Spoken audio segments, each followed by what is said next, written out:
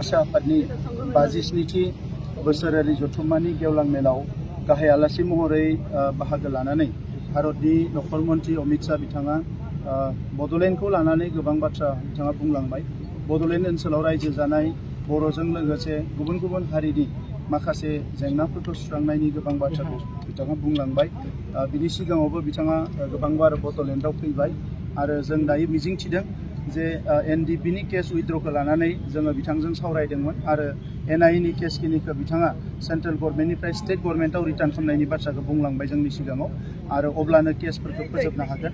बिनि अनगायैबो गुबुन गुबुन जिफोर डेभेलपमेन्टेल बिसय बबे जिनिसा मा जाना दङ बेखौ खोब मोजाङैनो बिथाङा रायलायलांदों। दिनै आङो मिजिंथिदों गुसुं समनि गेजेरावनो जिखिनि जोंहा एकर्ड इमप्लिमेन्टेसननि बाखि पार्ट दङ बियो थाबैनो सुस्रांजागोन। बिथांनि इन्डियानि केपिटेल दिल्लीयाव बिथाङा मोनसे लामा बड'फानि मुङाव जेरै गुबुन गुबुन गेदेमा सुबुंफोरनि मुङाव नेशनेल केपिटेलाव लामाफोरखौ मुं दोन्दों, बड'फा उपेन्द्रनाथ ब्रह्मनि मुङावबो मोनसे लामा मुं दोननो थाखाय बिथाङा फोसावलांदों आरो बे लामाखौ फैगोन 1 मेआवनो बेखेवनायनि खोथाखौ बिथाङा जोंजों रायलायलांदों।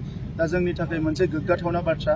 बड'फा उपेन्द्रनाथ ब्रह्मखौनो जोङो जोंनि आदर्श, जोंनि बर' माहारिनि बिफा हिसाबै मानिदों आरो बिथांखौ जोंल' मान होनाय नङा, दिनै सारा आसाम रायजो आरो भारत नाङैनो मान होनायनि मोनसे थासारि फैदों। मानोना बिथाङा गोग्लैसोनाय बर' हारिखौ राजखान्थि बिथिङाव, समाजारि बिथिङाव, गुबुन गुबुन बिथिङाव, सोलोंथाइनि बिथिङाव जौगाहोनायनि मोनसे गोदान मोनसे जांख्रिथाय लाबोनायजों लोगोसे हारि माहारिफोरजों बोरैहाय एखे मोनसे थासारियाव थांनानै थानो हायो, गोबां पजिटिभ खामानिफोरखौ बिथाङा मावलांदों, बिहोमा होलांदों।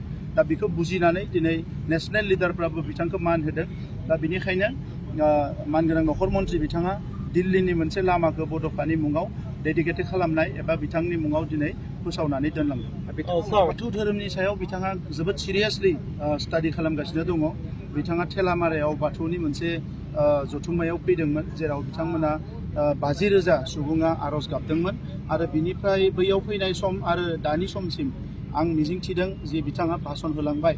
बाथौ धोरोमनि सायाव गोबां सरसा खालामदों बिथाङा आरो इयुनाव बाथौ धोरोमखौ आरोबाव गोख्रों आरो मोजाङै जौगानायखौ बिथाङा लुबैदों। दा बेबायदि गोबां बाथ्राखौ बिथाङा जोंजों सावरायनायाव बुंलांदों। दा बिथांनि बुंनायखौ लानानै बाथौ धोरोमनि दैदेनगिरिफ्रा बोरैहाय सानो आरो जों बोरैहाय खामानि मावो बिनि सायाव सोनारगोन।